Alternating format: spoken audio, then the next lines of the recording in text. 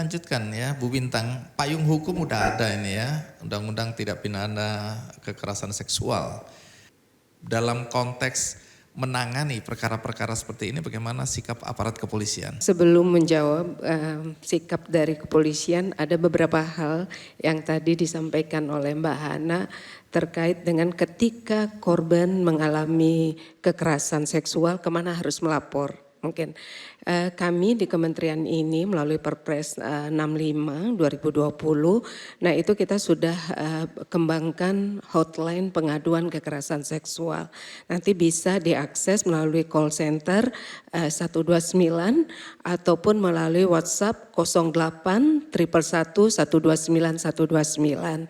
Nah ini Sapa 129 ini di tahun 2024 ini sudah terintegrasi ke seluruh provinsi. Kemudian minimnya akses. Nah ini kami sampaikan ketika tusi implementatif kepada kementerian ini, pemerintah memberikan perhatian yang serius dalam penanganan isu kekerasan seksual. Makanya kami di kementerian ini di tahun 2021 itu sudah kita gelontorkan yang namanya DAK non-fisik untuk penanganan kekerasan seksual, dari pencegahan dan penanganan kekerasan seksual.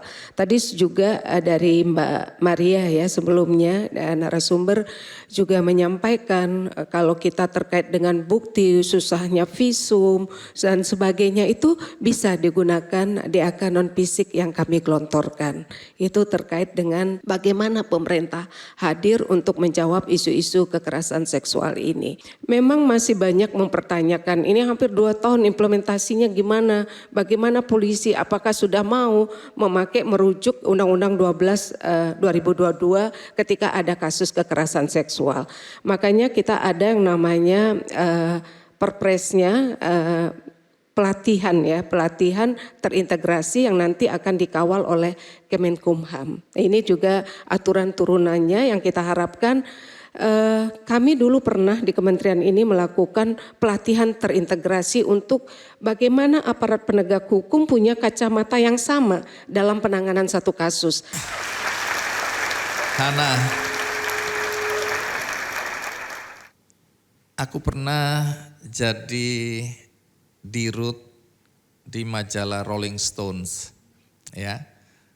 Nah, di situ banyak cerita di industri musik maupun di perfilman tentang relasi kuasa. Apakah di industrimu ini kamu melihat juga ada relasi kuasa seperti itu yang masih berlangsung sampai hari ini? Oh sangat, jadi kekerasan seksual itu atau kekerasan apapun sih sebenarnya, tapi terutama kekerasan seksual itu bisa memang terjadi karena ketimpangan relasi kuasa. Jadi kalau kita mau mencari solusi menurutku sangat penting untuk kita memahami relasi kuasa tersebut. Karena kita bisa mengidentifikasi siapa yang rentan dan siapa bisa jadi pelaku nih gitu. Yang kita lihat dari industri perfilman misalnya, di saat kami para filmmaker perempuan mulai bicara tentang isu ini, banyak banget nih cerita yang masuk. Sehingga ada banyak data yang terkumpul dan kami bisa melihat bahwa kekerasan seksual itu bisa terjadi di semua lini masa produksi.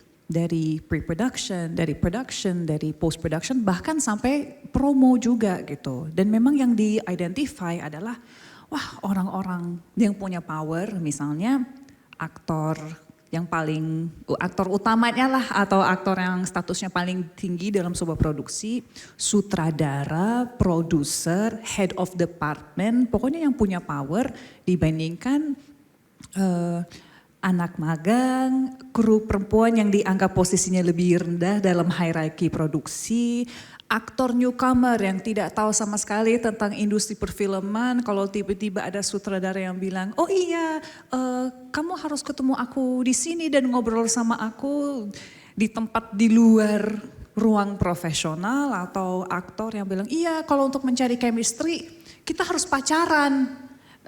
Hal kayak gitu kan sangat rentan tiba-tiba untuk kekerasan terjadi. Jadi aktor ini.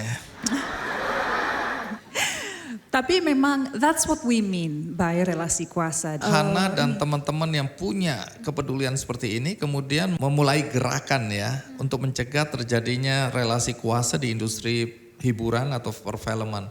Jadi apa yang Hana lakukan? Jadi tentunya karena kita udah tahu siapa yang punya power, kita approach mereka. Yang punya power di industri perfilman adalah sutradara dan produser sebagai decision maker. Makanya kita meng-approach Asosiasi Produser Indonesia karena mereka yang punya power untuk ngomong kepada yang lain. Kami sebagai aktor, sebagai penyintas, di urutannya kita di paling bawah di chain-nya gitu. Jadi dengan bantuan dari teman-teman produser, terutama produser perempuan ya, karena mereka juga punya kesadaran sama isu ini. Misalnya Mira Lesmana, Meiska Torisia, Gina Esnur. Mbak Gina tuh sebenarnya sebagai sutradara dan penulis dan juga produser punya SOP yang sangat jelas nih di produksi dia sendiri. Nah itu dijadikan contoh, kayaknya sih ini bisa di copy paste ke produksi-produksi lain. Contohnya ada pasal pelecehan dalam kontrak. Tidak hanya pelecehan tapi juga perundungan. Jadi bullying and also sexual harassment. Ada fakta integritas yang ditandatangani sama semua orang dalam produksi itu. Di mana kami menyatakan saya tahu bahwa kekerasan seksual yang dimaksud adalah ABCD, saya berjanji tidak akan melakukan, saya tanda tangan gitu. Jadi you will be held responsible with this fakta integritas. Dan saya ngerasain sendiri produksi yang menerapkan itu jauh lebih nyaman untuk saya bekerja dibandingkan produksi yang gak peduli dan orang yang gak peduli sih. Baik. Nah, kawan Puan, kalau ada yang memerlukan informasi atau mau konseling ya, nggak harus di ruangan ini, tapi siapapun yang menonton acara ini bagaimana mengakses kawan Puan?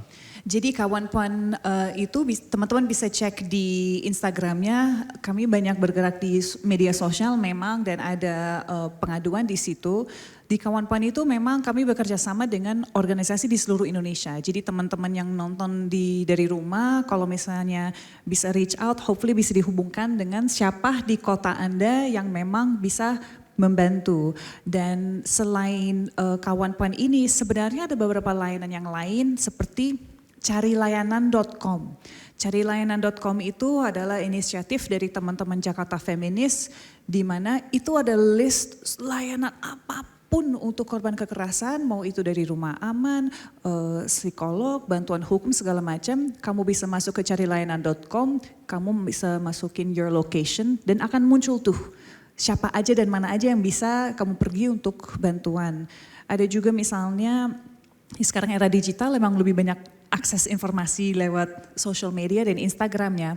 Ada satu yang menurut saya teman-teman sangat harus tahu karena ini menyangkut sebuah bentuk kekerasan seksual yang lagi marak-maraknya, penyebaran konten intim non-konsensual. Ada account Awas KBGO, Awas Kekerasan Berbasis Gender Online. Teman-teman bisa mengakses karena ada juga panduan soal, wah kalau saya jadi korban KBGO, saya harus kemana? Atau kalau misalnya saya diancam image-image ini tersebar, saya harus ngapain? Cara kumpulkan bukti, cara harus ke siapa.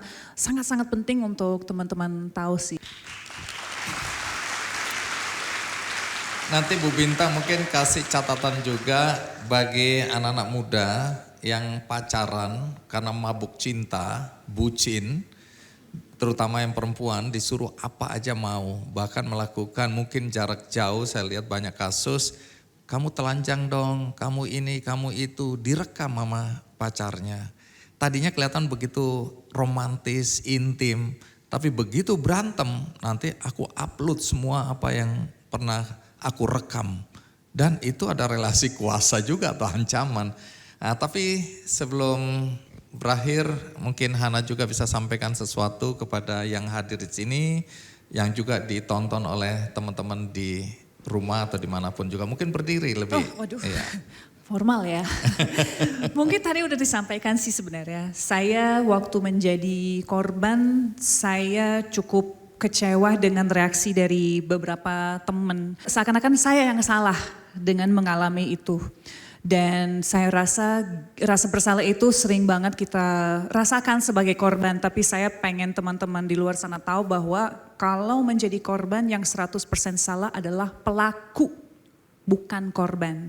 Dan seharusnya memang udah saatnya untuk kita mencari support system seperti yang sudah disampaikan Maria tadi. Kadang keluarga terdekat belum tentu bisa menjadi safe space untuk kita. Jadi please cari support system di luar sana. Dan sebagai support system yang paling penting kita mendengarkan apa korban ingin menyampaikan, kita nggak boleh judgmental, kita menjadi pendengar yang baik dan lebih baik daripada mendikte, kamu harus gini, nanya yang kamu butuh apa.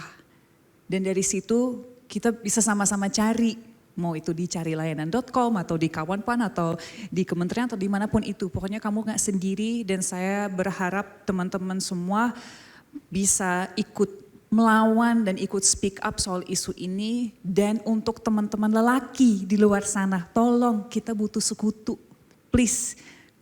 Laki-laki juga bisa menjadi korban, jadi ini adalah isu yang benar-benar affecting kita semua. Jadi harapannya kita semua bisa maju bersama dan yang penting kita lawan aja. Baik, sekali lagi terima kasih Hana, luar biasa. Terima kasih. Kekerasan seksual itu dilakukan oleh orang tua, ya.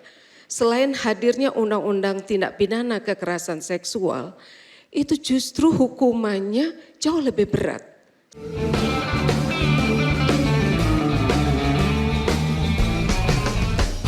Jelajahi cara baru mendapatkan informasi. Download Metro TV Extend sekarang.